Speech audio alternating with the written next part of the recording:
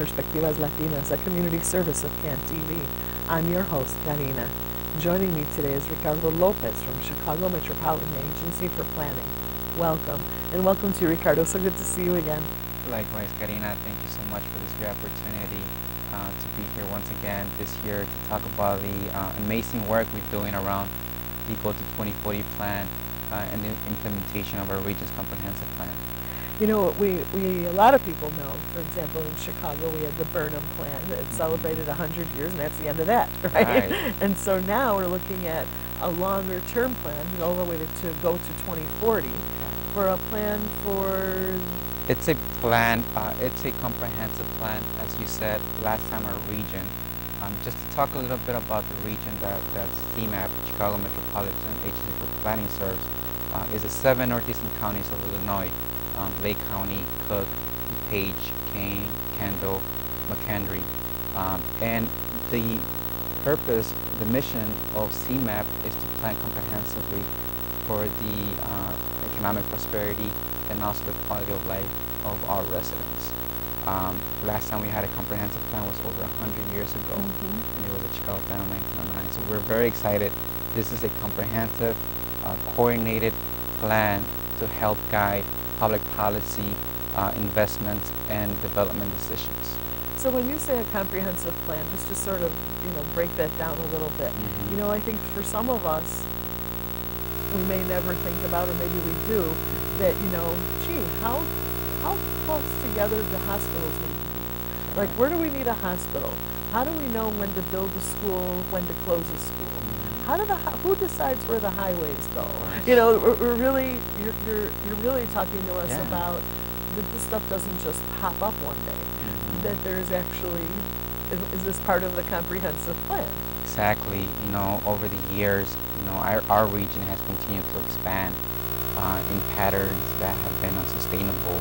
There's homes that have cropped in areas that are hard to reach by car and virtually impossible by public transit.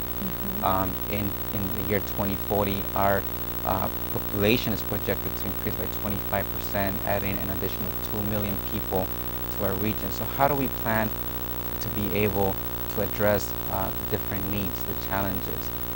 Go to 2040 is divided in 4 different themes: livable communities, human capital, efficient governance, and regional mobility.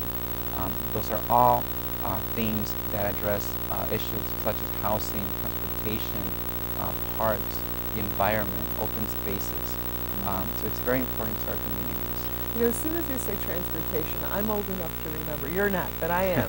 I'm old enough to remember when there was this thing. Now listen carefully. I'm going to tell you this technical term. There was a thing called rush hour. In the morning, there was a time when the traffic was very heavy. For example, on the Kennedy, on the Stevenson, and all the major expressways. And then there were 5 hours or so, 6 hours or so, when you could just breeze around. There was no traffic at all. And then there was another hour and a half or so of traffic. For those of us who remember that, it feels like it's rush hour 24/7. I can't believe when I go downtown on a Sunday and I'm in the middle of rush hour and I think, what's going on? What's going on here? What's up with that? That's a very good point.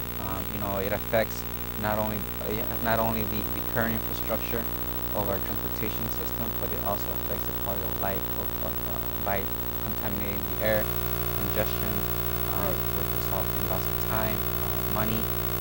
So that's a very important issue that we're looking at. One of the, shortly after the plan was adopted in 2010 by a board of directors, CMAP received a $4.25 million grant from the U.S. Department of Housing and Urban Development.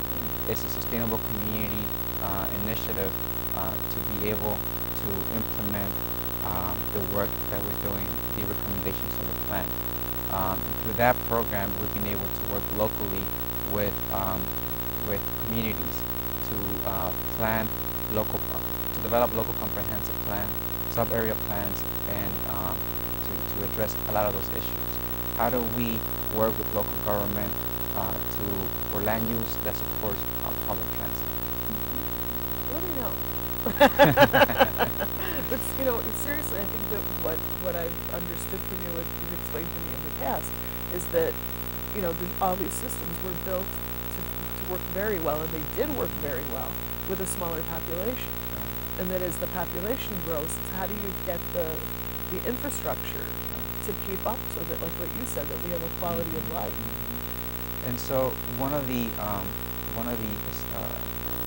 challenges, one of the facts that we were able to find and research through our research on the development of the Vote 2040 plan is that there's about 100,000 acres of vacant and underutilized land in our region.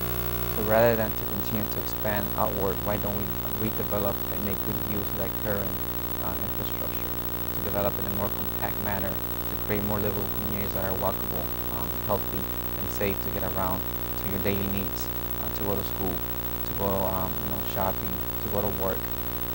Right now, how can we balance the equilibrium of jobs and housing to be able to live close to your job? So then how does that work? You guys come up with a plan. You guys, how formal. But the agency comes up with a plan, and then it has to be adopted by government, or how does that? So the way it works right now through the local technical assistance program, we did a call for projects in March of 2011. Quite honestly, we were expecting to receive about 50 project proposals. We received over 130 applicants that altogether submitted over 220 different project proposals. Wow. That tells us that there's a great creative need people. in our community. Yeah. There's a lot of great need in our community. Of those projects, we have initiated 56, and out of those, 38 are currently on their way, and 7 plans have been completed. One of them is the Park Forest Sustainability Plan for Park Forests. Another one is the redevelopment plan for the old Juliet Prison and U.S. Steel site. And so we've been given this amazing opportunity, to help communities help themselves and plan for the future. Can you tell me a little bit about, just very briefly, I know we don't have that much time and it's not the main topic, but a little, just what was done in those two areas, the Park Forest and the Joliet? A huge component of every planning process that CMAP has carried on is public participation. In my role at CMAP, my goal is to engage key stakeholders and all the general public in the development of their comprehensive plan. What are the issues, the concerns, why the opportunities, what would they like to see in the future? A specific project that I had the opportunity to work in, which it's also a great opportunity to the Latino community, is in the city of Berwyn, where we developed a comprehensive plan. In today, 1 of every 10 U.S. health dollars are spent to fight diabetes and related conditions. According to the American Diabetes Association, Latinos are affected by diabetes at double their rate. We developed a comprehensive plan where in Berwyn, where Berwyn has a significant Latino population.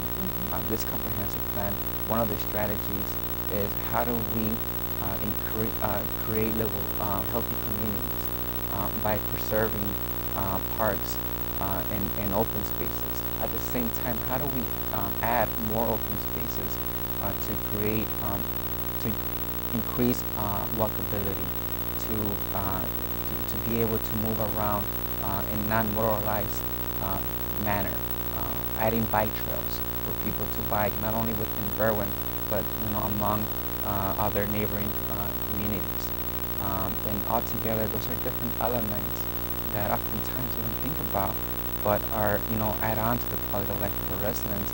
And I'm very honored and happy to say that that's been a very successful process in the work that reflects in all the other projects that the CMAP is doing. I think this is the first time that I've heard, someone in an official capacity like yourself making a correlation between parks and diabetes. It's always about diet and exercising, but here you're talking about if you really affect the change of lifestyle, it's a whole thing about prevention, and it's very exciting because Definitely, it's really yeah. solution oriented and not and prevention oriented instead of problem oriented. Exactly. How do we create physical spaces? How do we create accessibility to, get around in ways that is not just, driving, but, biking, walking, jogging. Those are, elements that increase recreational activities and result in, healthier living, healthier lives. Very exciting. Hmm. Now, I heard there's a couple other ways that the Berwyn project. I think that there's the Latino tracker. Can you tell me about that? Yes, so the Latino Travel Tracker Survey, it's a study that CMAP undertook in early spring of this year. Back in 2007, the organization did a transportation study to be able to study the travel patterns, the habits, to be able to best assist and plan for transportation needs in different communities. Once we gathered the data, we there was pockets of information data that were missing in a cross section that is very important to our region, and that's in the Latino community. So what we did, we developed a unique approach where we were able to partner with community-based organizations, with 12 community-based organizations, to be able, through them, reach out to constituents and be able to engage them in giving us, information such as, how do they go around to get to school, to their jobs? Do they bike to work? Do they take the train? At what time of the day? That is all statistical information that helped us understand where the need is. And I have to, give credit to those 12 community-based organizations that we partner with. Instituto del Progreso Latino, the Resurrection Project, which the executive director, Raúl Raimundo, sits on CMAP's board, Mujeres Latinas en Acción, Erie Neighborhood House, Family Focus Aurora, Family Focus Bensonville, Centro de Información, ACES, and many other community organizations. 6 of them are going to be mad at you now. You mentioned 6. No, I'm just kidding. We believe that through that unique approach that we have been successful, and we were able to add over 400 responses to that existing regional database of travel information, to be able to plan for the future and see where the transportation needs are. So then what's the next step? What happens after the needs have been identified? You guys are not the decision makers that can now go in and tell CTA, listen, you have to do this, or the RTA, listen, you got to do that. Or so what happens? You make recommendations? Right. The Go to 2040 plan, it's not a plan that dictates land use. We believe that falls on the responsibility of each municipality. But what it is, it's a plan that offers thousands of step-by-step recommendations as to how to get to the end goal. Understanding what the challenges, what the issues and concerns are, and what are the steps, what are the investments, the costs that are needed to take to be able to, at the end, develop a plan that's going to meet the quality of life of our region and also the economic prosperity. We're the Chicago metropolitan region. It's one of the few strong global economic centers in the United States. So how do we continue to remain that strong economic center that we are today? What does that mean? I'm surprised to hear that we're one of the few in the United States. Well, we're one of the third largest U.S. metropolitan region in the United States. New York first? Excuse me? Is New York first? I'm not sure what the order is. Okay. But we're number 3. New York we're one of the 3. Okay. But we have different incredible assets, such as a strong transportation system. We have our region is a hub, is a freight hub, where shipment cargo comes from the West Coast to the Midwest. But the time time it takes for her to get here, the same time it takes for her to leave our region. So how do we plan so that we can be able to get rid of those bottlenecks and be able to while maintaining the safety of our communities, components such as that that are strong assets in our community, but that are able to continue to move us forward. Very interesting. Now, when we first started talking, you said that there were 4 aspects to each plan. You said there were 4 in the mission. There were 4 major concerns. Is that right? So, give me a little bit. I think I'm hearing about transit. I'm starting to understand. Talk with me a little bit more about the other 3. Definitely. Human capital, it's a very interesting, unique one, where we talk about, how increasing educational and workforce, improving educational workforce system. How do we, tomorrow's jobs are not going to be today's jobs. How do we bridge the gap and bring together,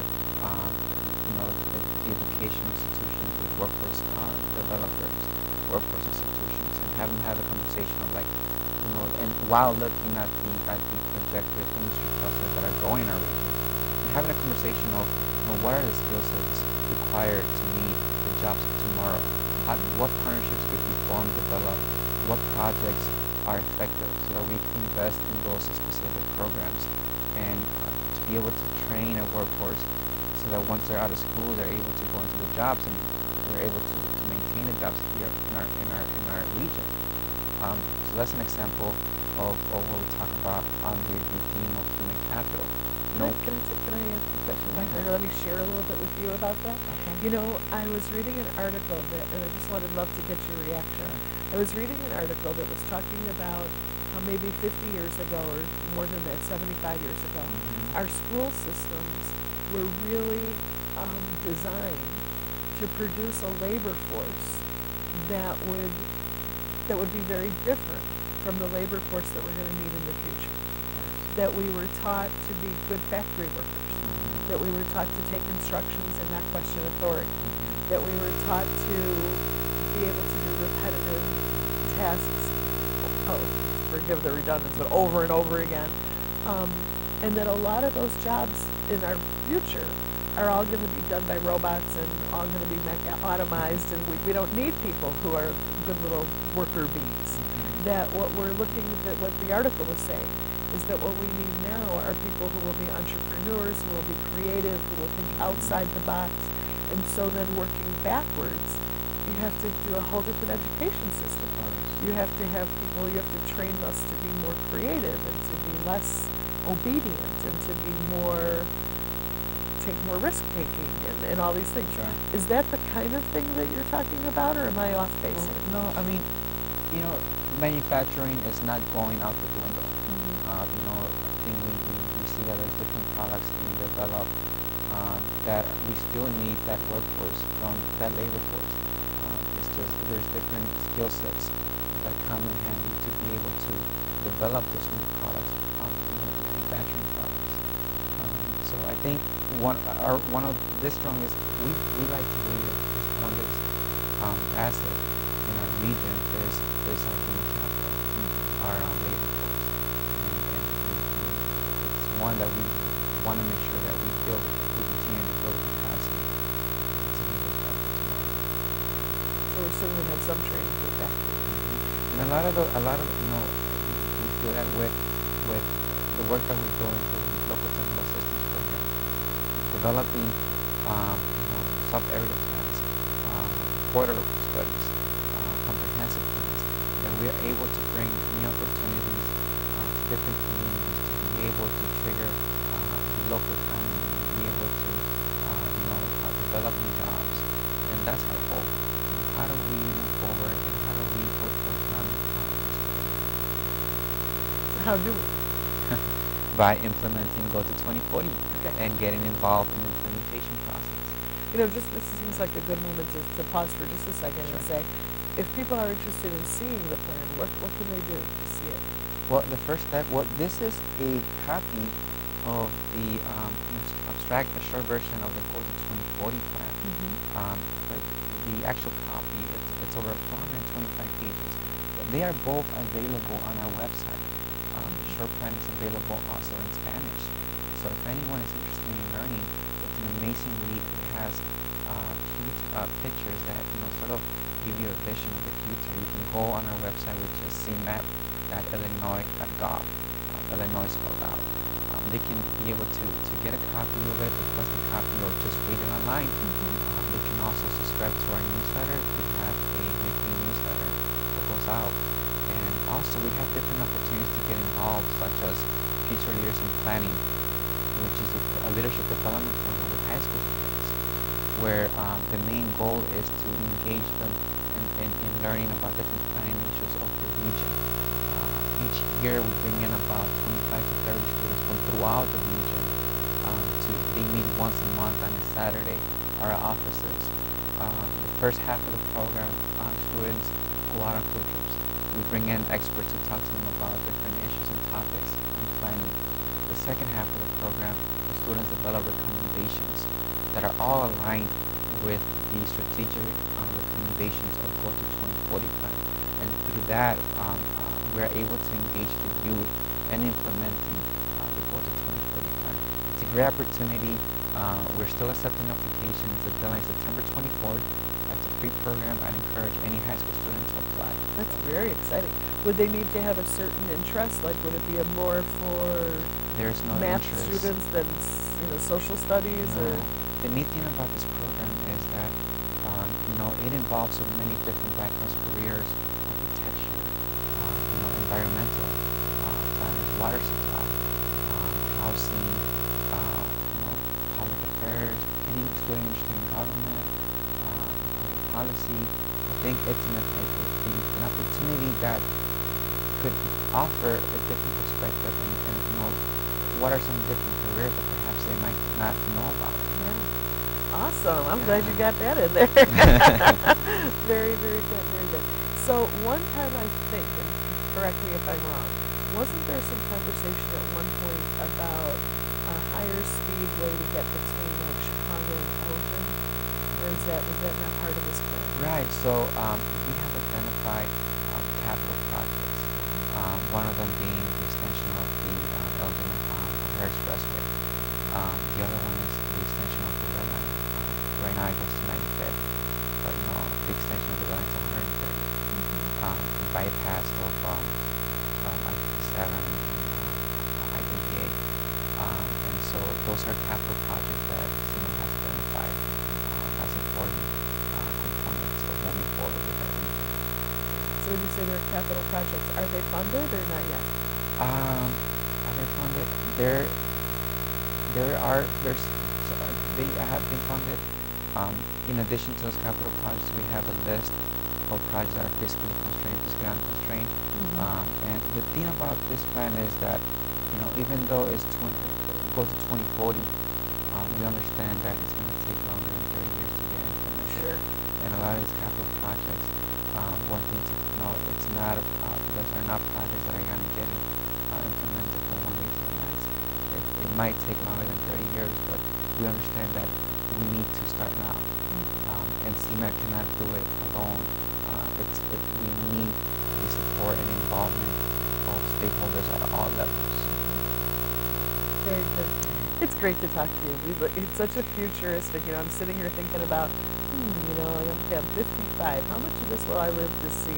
And will I stay in the Chicago area? And it gives you a sense really of the future, and the circle, if you don't mind, the circle of life, and to know that we're not just, I think cancer is uncontrolled growth, and that we're not uncontrolled, that there is a plan, that there is a thoughtful, comprehensive plan to help us make the best of our future.